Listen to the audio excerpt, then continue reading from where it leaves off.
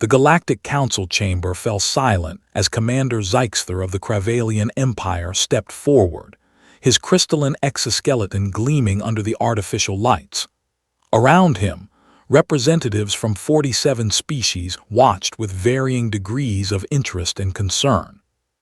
"Esteemed council members," Zyxther began, his translator converting his clicks and whistles into universal standard, "I stand before you to formally lodge a complaint against the species known as humans." A ripple of whispers spread through the chamber.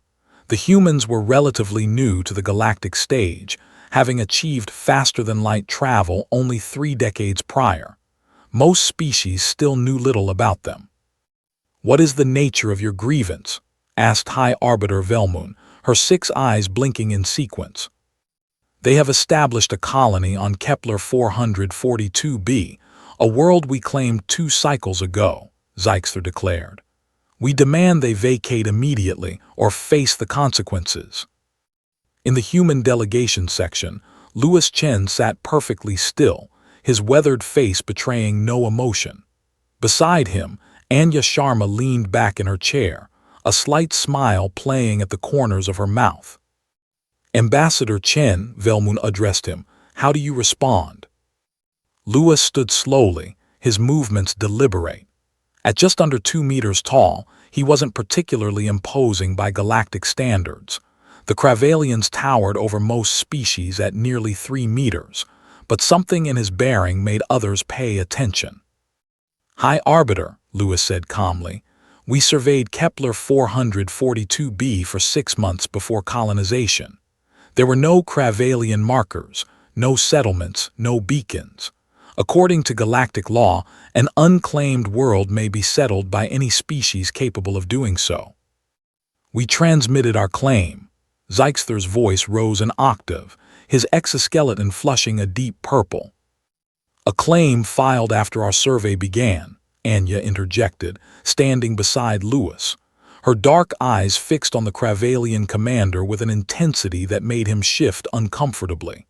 "We have time-stamped records. Would you like us to present them?" The High Arbiter raised one long-fingered hand. "That will not be necessary. Commander Zyxther, if the humans can prove prior discovery, then under Article 7 of the Colonization Accords." "Laws," Zyxther bellowed, slamming his 4 fists on the podium. "The Kravalian Empire does not bow to the whims of inferior species. We have conquered 14 worlds in the last century. We will take this one as well." The chamber erupted in chaos. Several species began shouting at once, while others activated emergency protocols, clearly preparing to evacuate. Louis and Anya exchanged a glance. In that brief moment, something passed between them, a shared understanding born from years of working together, from surviving the harsh realities of space exploration, from being human. "Commander," Louis said, his voice cutting through the noise with surprising clarity, "I would strongly advise against that course of action." Zyxther turned to face him fully, his predatory eyes narrowing. "Is that a threat, human?" "No," Anya replied, her smile widening just a fraction. "It's a warning." The Kravalian commander's laugh echoed through the chamber, a harsh sound like breaking glass. "A warning? From you? Your species is barely out of its cradle. You have no military fleet worth mentioning, no warrior tradition that spans millennia. You are soft, weak creatures who will crumble before Kravalian might." "We tried to warn them," Anya muttered to Louis. "We did," he agreed with a sigh. 3 weeks later, the Kravalian Third Assault Fleet arrived at Kepler 442b. Comprised of 40 warships, it was more than sufficient to overwhelm the small human colony and its minimal defensive installations. Commander Zyxther himself led the fleet from his flagship, the inevitable Conquest. "Humans of Kepler 442b," he broadcast across all frequencies, "you have one of your Earth hours to evacuate.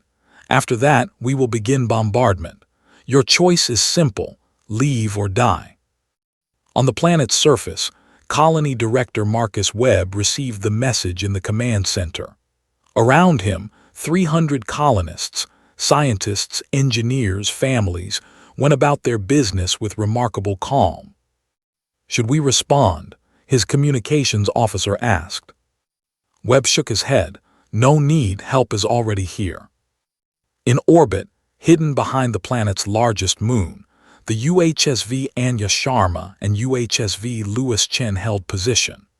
They were named after the two diplomats who had served humanity so well at the Galactic Council, though neither Anya nor Louis had known about the honor until the ship's christening ceremony. These weren't warships in the traditional sense. Humanity had learned long ago that space combat required different thinking. The vessels were smaller than the Kravalian battleships, sleeker, packed with technology that made other species nervous when they bothered to understand it. Captain Sarah Okonkwo commanded the Anya Sharma. Her counterpart, Captain James Morrison, led the Louis Chen. They'd been waiting for 3 days, running silent, watching as the Kravalians lumbered into position with all the subtlety of a meteor strike. "They're not even scanning for threats," Morrison commented over the secure channel. "Arrogance," Okonkwo replied. "They think because we're new, we're helpless." "Should we hail them, give them a chance to withdraw?" Okonkwo considered for a moment. "Louis and Anya already warned them at the council. We don't owe them another one." As the Kravalian hour expired, Zeixther gave the order. 20 warships opened fire simultaneously, plasma cannons unleashing devastation toward the planet's surface. The shots never landed. The 2 human ships emerged from behind the moon, their defensive matrices online. The plasma dissipated against invisible barriers, the energy absorbed and redirected into the void. What? Zeixther barely had time to process what he was seeing before the human vessels fired. Humanity had learned warfare in the harshest school imaginable, against itself. For thousands of years, humans had fought humans, each conflict teaching new lessons, each war spurring innovation born of desperation. They had split atoms to end wars, had built machines that could think, had turned their own destructive capabilities into a science. The Kravalians, for all their conquests, had never faced an opponent who understood violence the way humans did. The kinetic impactors moved at relativistic speeds, silent and invisible until impact. The first 3 Kravalian ships simply ceased to exist, torn apart at the molecular level. The next wave of human weapons deployed electromagnetic pulses that fried every system within a 5-kilometer radius, leaving 7 more vessels drifting helplessly. It took 12 minutes. 12 minutes for humanity to dismantle a fleet that had conquered worlds. The inevitable conquest itself was the last to fall, its shields stripped away, its weapons neutralized. Captain Okonkwo disabled its engines with surgical precision, leaving it intact but helpless. "Commander Zeixther," she broadcast, "you have 1 hour to abandon ship. After that, we will begin targeting life support systems. Your choice is simple, leave or die." The words were his own, thrown back at him. Back at the Galactic Council, the news spread like wildfire. The session reconvened in emergency status, with representatives demanding explanations, expressing outrage, fear, and from some quarters, a grudging respect.